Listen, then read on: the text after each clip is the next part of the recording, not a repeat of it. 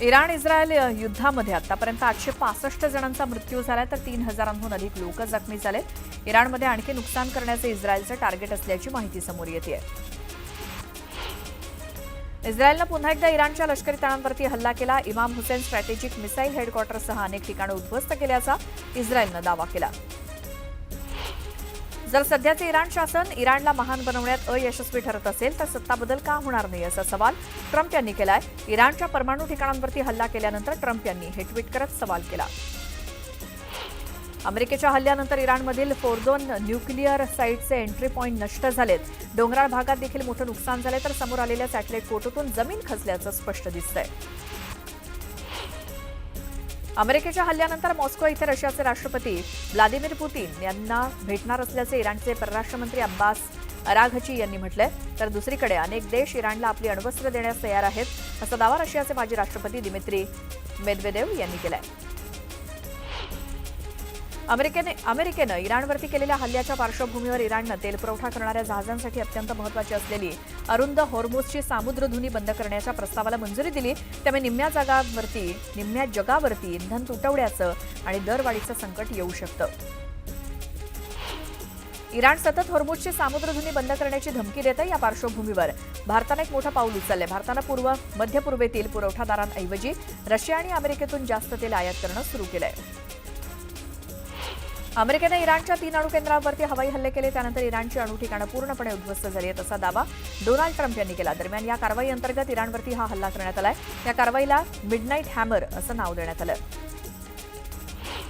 राज्यात शालेय शिक्षण अभ्यासक्रमात तिसऱ्या भाषेवरनं वाद सुरू आहे. हिंदी भाषा सक्तीवरनं राजकीय घमासान सुरू आहे. केंद्र सरकारनं थोपलेल्या त्रिभाषा सूत्रीमुळे राज्यात मराठी भाषा विरुद्ध हिंदी भाषा असा संघर्ष उभा ठाकलाय.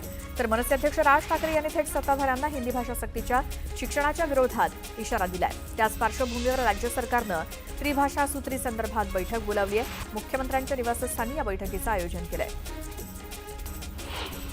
आजपासून हिंदी सक्तीविरोधात मनसे आंदोलन सुरू करणारे राज्यभरातील शाळांच्या बाहेर पालकांच्या सह्यांची मोहीम मनसेकडनं राबवली जाणार आहे. मुख्यमंत्री देवेंद्र फडणवीस हे 20 जून रोजी धरणगाव दौऱ्यावरती होते. या दौऱ्याप्रसंगी मुख्यमंत्र्यांच्या स्वागतासाठी लावण्यात आलेल्या बॅनरमध्ये राष्ट्रवादीच्या नेत्यांना स्थान देण्यात आलेलं नव्हतं. यावरनं राष्ट्रवादीनं नाराजी व्यक्त केली. माळेगाव कारखान्याच्या निवडणुकीसाठी रविवारी मतदान प्रक्रिया पार पडली. कारखान्याच्या निवडणुकीमध्ये एकूण 4 पॅनल आणि अपक्ष यांच्यामध्ये लढत होती. त्यासाठी 88.48% उच्चांकी मतदान झालं.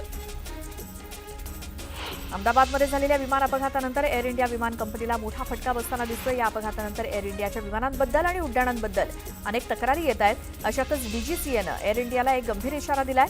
जर कंपनीच्या उड्डाण प्रक्रियेमध्ये अनियमितता सुरू राहिली तर एअरलाईन्सचा परवाना निलंबित केला जाऊ शकतो आणि तो रद्द देखील केला जाऊ शकतो असा थेट इशारा देण्यात आलाय. यंदा गणेशोत्सव 27 ऑगस्टला सुरू होतं. या पार्श्वभूमीवर कोकण रेल्वेच्या नियमित गाड्यांसोबतच विशेष गाड्यांच्या आरक्षणाला 23 जून म्हणजे आजपासून सुरुवात होते. प्रवाशांची वाढती संख्या बघता मध्य रेल्वे आणि कोकण रेल्वे मार्गावरती यंदा देखील 250पेक्षा अधिक गणपती विशेष गाड्या धावणार आहेत. शिर्डी साई मंदिरात महत्त्वाच्या व्यक्तींना दर्शन घेण्यासाठी दिवसभरात केव्हाही दर्शन रांग थांबवावी लागायची. त्यामुळे या रांगेतील सामान्य भक्तांना त्रास सहन करावा लागत होता. परिणामी संस्थांच्या तदर्थ समितीनं व्हीआयपी दर्शनासाठी 3 वेळा निश्चित करून दिल्या आहेत. या ब्रेक दर्शन व्यवस्थेमुळे सामान्यांना दर्शन रांगेत तात्काळात उभं राहावं लागणार नाही. राज्य परिवहन महामंडळाची श्वेतपत्रिका आज जाहीर करण्यात येणार आहे. परिवहन महामंडळाचे अध्यक्ष प्रताप सरनाईक यांनी श्वेतपत्रिका काढण्याचे आदेश एप्रिल महिन्यातच दिले होते. त्यानुसार आता ती जारी करण्यात येणार आहे आणि महामंडळाची आर्थिक स्थिती समजून घेण्यासाठी ही श्वेतपत्रिका महत्त्वाची ठरणार आहे. चीननं दुर्मिळ चुंबकाच्या निर्यातीवरती लादलेल्या निर्बंधांमुळे देशातील ऑडिओ इलेक्ट्रॉनिक क्षेत्रातील 21,000हून अधिक नोकऱ्या धोक्यात आहेत असा इशारा उद्योग संस्था अल्सिनानं सरकारला दिलाय. मध्य रेल्वेची पावसाळ्यापूर्वीची सगळी कामं पूर्ण झालेली आहेत. रुळांवरती पाणी साचणाऱ्या ठराविक स्थानकावरती आणि ठिकाणांवरती रेल्वेनं पंप बसवले असले तरी काही ठिकाणी अजूनही पाणी साचते असं प्रवाशांचं म्हणणं आहे. गणेशोत्सवासाठी पेणमधनं तब्बल 44,000 गणेशमूर्ती परदेशात रवाना झाल्या तर 2 दिवसांपूर्वी अखेरची 5,000 मूर्तींची खेप पाठवली गेली आहे.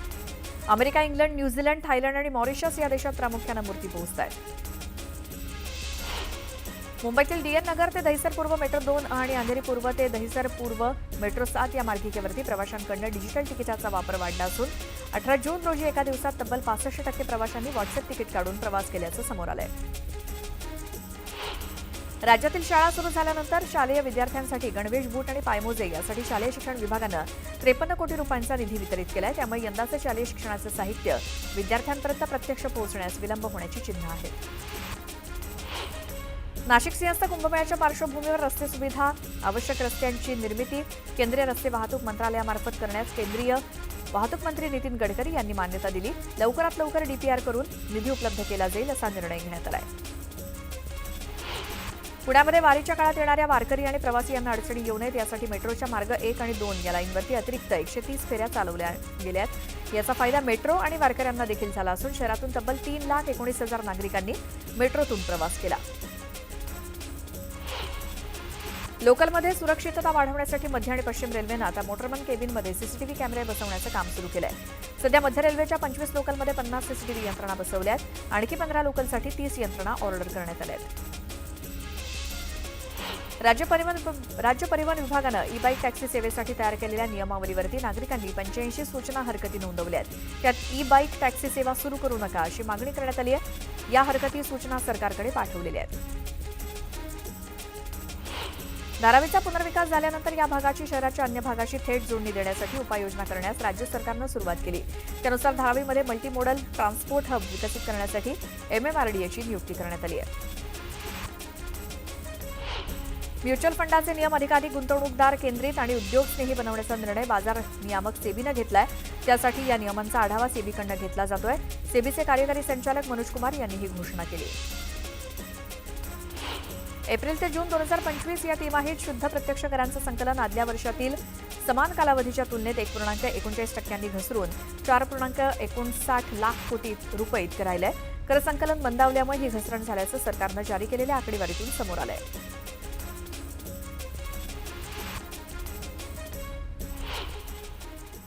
यानंतर एक सविस्तर बातमी बघणार आहोत. अमेरिकेच्या B-2 बॉम्बर विमानांनी इराणची अक्षरशः दाणात दाण उडवून दिली.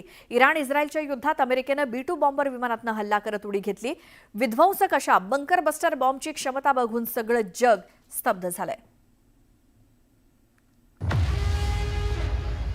युद्ध सुरू होताच युद्ध संपवण्याची ताकद असलेलं विमान म्हणजे B-2 बॉम्बर.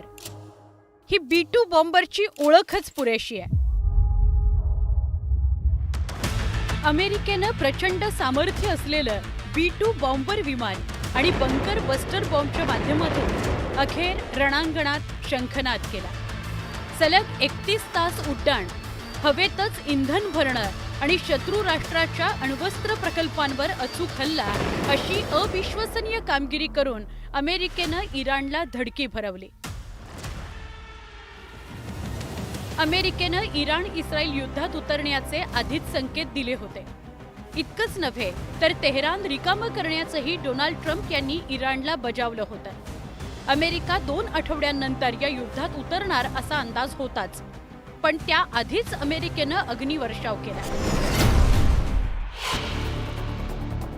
डोंगरांना भेदण्याची क्षमता असणाऱ्या बंकर बस्टर बॉम्बर्सनी इराणला जोरदार तडाखा दिला. जवळपास 13,600 किलो इतकं या बॉम्बचं अजस्त्र वजन आहे. जमिनीखाली 200 फूट खोल असलेलं बंकर टनेल भेदण्याची क्षमता या बॉम्बमध्ये आहे. बंकर बस्टर बॉम्ब जमीन भेदत मोठी हानी करतो. या माध्यमातून एकाच ठिकाणावर अनेक हल्ले करता येतात. अफगाणिस्तानमध्ये तालिबानवर हल्ला करण्याकरता अमेरिकेनं याआधी बंकर बस्टर बॉम्ब वापरले होते.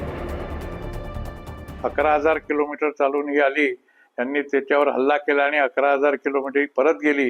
याचा अर्थ याच्याबरोबर एस्कॉट विमानं आली असणार, F-35 फायटर्स आणि रिफ्युएलर आणलेली असणार. हा साधारण 15 ते 20 विमानांचा ताफा असलेला आहे, जो अमेरिकेहून निघाला. इराणवर त्यांनी हल्ला केला आणि तो अमेरिकेमध्ये परत गेला. अमेरिकेच्या B-2 बॉम्बर विमानाची वैशिष्ट्य काय आहेत तेही बघूयात.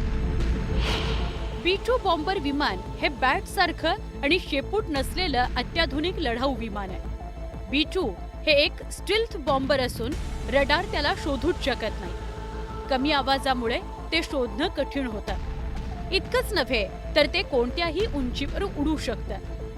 त्याचं सगळ्यात मोठं वैशिष्ट्य म्हणजे ते सगळ्यात प्रगत हवाई संरक्षण प्रणालींच्या नजरेतूनही सुटतं. एकदा इंधन भरल्यानंतर B-2 बॉम्बर विमान 11,000 किलोमीटर अंतर सलगपणे कापू शकतं. अमेरिकेतून भरारी घेतलेल्या याच विमानांनी थेट इराण गाठलं आणि प्रलयंकारी हल्ला केला. 1989 पासून B-2 बॉम्बर विमान अमेरिकेच्या हवाई दलाचा अविभाज्य भाग आहे. या विमानाचा ब्रह्मास्त्रासारखा वापर करत अमेरिकेनं इस्रायलला साथ दिली आणि इराणला धडा शिकवण्याचा प्रयत्न केलाय. Bureau report, news 18 Lokmat. यानंतर बुलेटिनमध्ये पुन्हा पाहूयात गावाकडच्या 50 बातम्या. चोपडा शहरातील विविध भागांमध्ये प्रमुख रस्त्यांचं भूमिपूजन माजी आमदार लता सोनावणे यांच्या हस्ते आणि विद्यमान आमदार चंद्रकांत सोनावणे यांच्या उपस्थितीत वाजत गाजत फटाके फोडत करण्यात आलं. जळगावच्या पाळदी इथे दीनदयाल अंत्योदय योजनेअंतर्गत जिल्हा परिषद आणि उमेद यांच्या वतीनं महिला बचत गटांची वार्षिक बैठक पालकमंत्री गुलाबराव पाटील यांच्या उपस्थितीत घेण्यात आली. यावेळी नियमित कर्जफेड करणाऱ्या बचत गटांना पालकमंत्री गुलाबराव पाटील यांच्या हस्ते वाढीव कर्ज देण्यात आलं. धाराशिव शहरातील विविध भागांमध्ये परवानगी न घेता मोठ्या प्रमाणात डिजिटल बॅनर्स लावले गेलेत. सार्वजनिक ठिकाणी विजेचे खांब, चौक, झाडं आणि महत्त्वाचे रस्ते या बॅनरबाजीनं व्यापले गेले असल्यामुळे नगरपालिकेचं याकडे दुर्लक्ष असल्याचं दिसून आलं. परिणामी वाहतुकीवरती आणि नागरिकांच्या सुरक्षिततेवरती प्रश्नचिन्ह निर्माण झालं.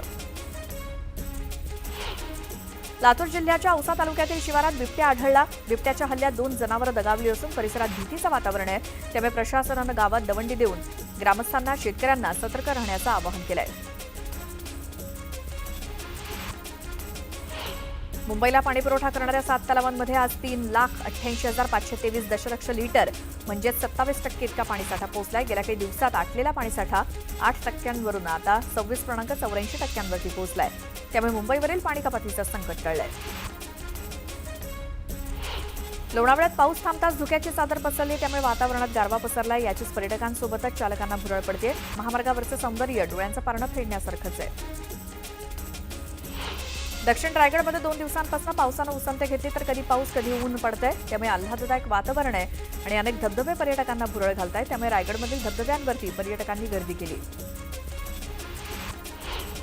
पावसाळ्यात राज्यातील पर्यटकांचं आकर्षण असलेल्या सडावाघापूरच्या उलटा धबधबा वाहू लागलाय. पर्यटकांची गर्दी तिथं होऊ लागली. मात्र निर्बंधांमुळे पोलिसांनी हुल्लडबाजांवरती कारवाई केली. मल्हारपेठ पोलिसांनी 21 तर उमरज पोलिसांनी 38 वाहनांवरती कारवाई केली. रायगड जिल्ह्यात शेतीची कामं खोळंबलीत. मे महिन्यातील पावसानंतर शेतकऱ्यांनी कामं सुरू केली. दरम्यान शेतात गवत उगवलं असल्यामुळे पेरणी करण्यास अडचण येते.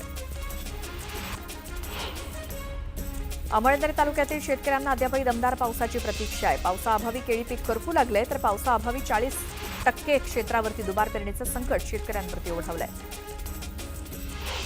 गोंदियात धान खरेदीचा प्रश्न पुन्हा ऐरणीवर आलाय. मार्केट फेडरेशन आणि आदिवासी विकास महामंडळाची धान खरेदीची मर्यादा संपल्यामुळे हजारो शेतकऱ्यांचं धान खरेदी केंद्रांऐवजी घरी पडून आहे धान. त्यामुळे शेतकऱ्यांमध्ये अस्वस्थता आहे. शासनानं तातडीनं खरेदीची मर्यादा वाढवावी आणि धान खरेदी सुरू करावी अशी मागणी शेतकरी करतायत. राज्यातील काही भागात मुसळधार पावसानं हजेरी लावली. त्यामुळे पेरण्यांना आता वेग आलाय. आतापर्यंत राज्यात 33 लाख हेक्टरवरती पेरण्या झाल्या असून सर्वाधिक पेरण्या लातूर विभागात झाल्या. तर मागील वर्षीपेक्षा यंदा जवळपास 123% पेरण्या अधिक झाल्याचं अहवालावरून समोर आलंय. नाफेडतर्फे सुरू होणारी कांदा खरेदीची प्रतीक्षा 4 ते 5 दिवसांनंतर संपणार आहे. सुरुवातीला 1,435 रुपये भाव निश्चित झाल्याची माहिती नाफेडचे जनरल मॅनेजर श्रीवास्तव यांनी लोकमतला दिली. त्यामुळे नाफेडकडनं भाव किती मिळणार याची उत्सुकता देखील आता संपली आहे.